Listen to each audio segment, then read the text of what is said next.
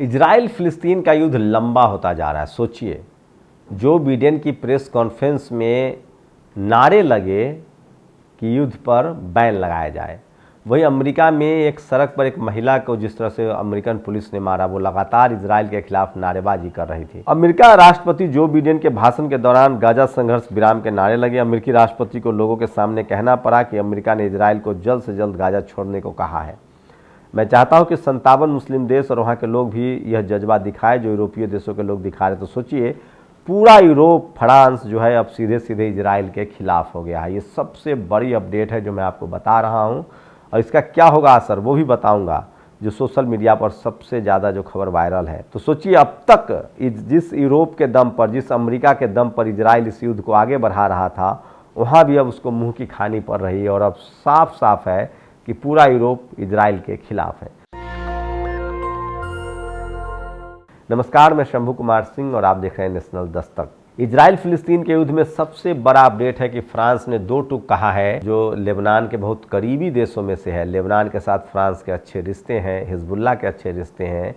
कहा है कि गजा और वेस्ट बैंक का फैसला, फिलिस्तीन का फैसला फिलिस्तीन के लोग करेंगे, इजराइल नहीं। मतलब साफ है कि धीरे धीरे ही सही अब इजराइल जो है अलग थलग पड़ गया है।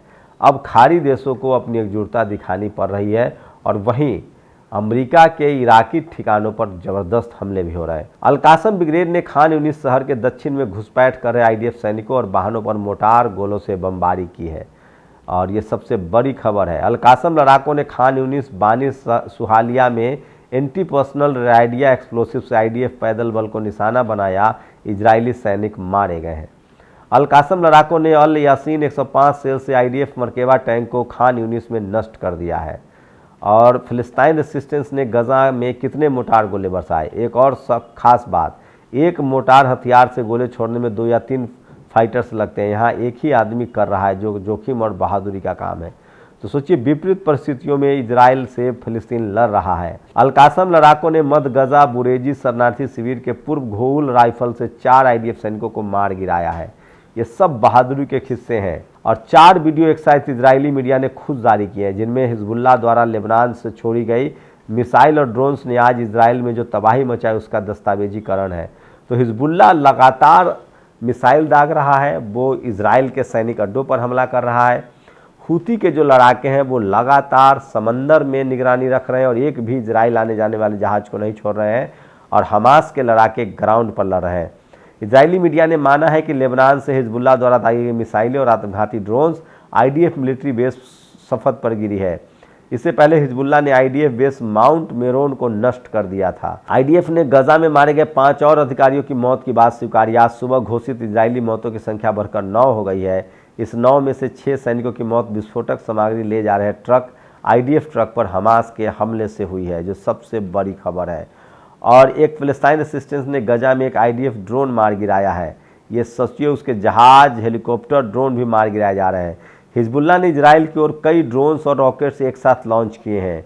इन इजरायली इलाकों में सायरन बज रहे हैं। इफ्ताह, मिल्किया, रमोत, नफ्ताली, अबीमी और मनारा।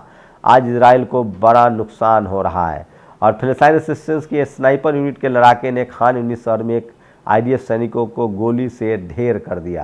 ये भी सबसे बड़ी खबर है। बलाता शिविर नेबुलस में एक विस्फोटक उपकरण से रेसिस्टेंस ने आईडीएफ बलों को निशाना बनाया। इससे पहले रेसिस्टेंस ने तुल्के राम आक्रमण के दौरान आईडीएफ सैन्य बुलडोजर को उड़ा दिया था। आईडीएफ ने सैन्य बुलडोजर के साथ पूर्वी नेबुलस बलाटा शिविर पर हमला किया है। फिलिस्तीन रेसिस्टेंस ने गोलीबारी शुरू कर दी है। फिलिस्तीन रेसिस्टेंस द्वारा इजराइल की ओर से दागे गए rocket barrage launch latest video.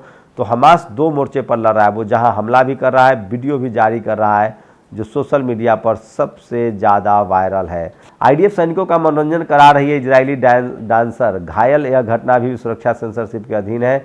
Israeli सूत्रों से पता चला है कि एक बहुत ही प्रमुख इजरायली अभिनेता गायक गंभीर रूप से घायल हो गई और बड़ी संख्या में आईडीएफ सैनिक मारे गए हैं। तो सोचिए किस तरह से इजराइल के सैनिक बगावत न करें, इसलिए उनके मनोरंजन का इंतजाम किया जा रहा है, जबकि वो सबसे 20,000 इजरायली फौज जो है वो हताहत है। और म्यूजिक टीयर्स, युद्ध का संगीत। तुल्केराम में फिलिस्तीन रेसिस्टेंस और आईडीएफ के बीच भीषण सशस्त्र झड़पें शुरू हो गई हैं। तो ये तमाम बड़ी खबरें हैं जो सोशल मीडिया पर वायरल है, और मैं इसलिए कह रहा हूँ कि सोशल मीडिया ही सच्चा मीडिया है, सोशल मीडिया ही बहुजन मीडिया है। अल-कासम लड़ाकों ने पुष्टि की है कि उन्होंने अल यासीन 105 सेल्स में इजराइल इंजीनियरिंग कोर्स से संबंधित एक IDF प्यूमा सैन्य वाहन को निशाना बनाया है। उसके बगल में मौजूद 2 सैनिकों की मौत हो गई है। तो ये सबसे बड़ी खबर है जो सोशल मीडिया पर वायरल है। और इराक में इस्लामिक प्रतिरोध ने अल अरूब उन्नत क्रूज मिसाइल की एक तस्वीर प्रकाशित की है, जिसका इस्तेमाल कुछ दिन पहले इजराइल के हफिया बंदरगाह को निशाना बनाने के लिए किया था। इजराइल को भारी नुकसान हुआ। तो धीरे धीरे खाड़ी देश टेक्नोलॉजी भी अपना रहे हैं।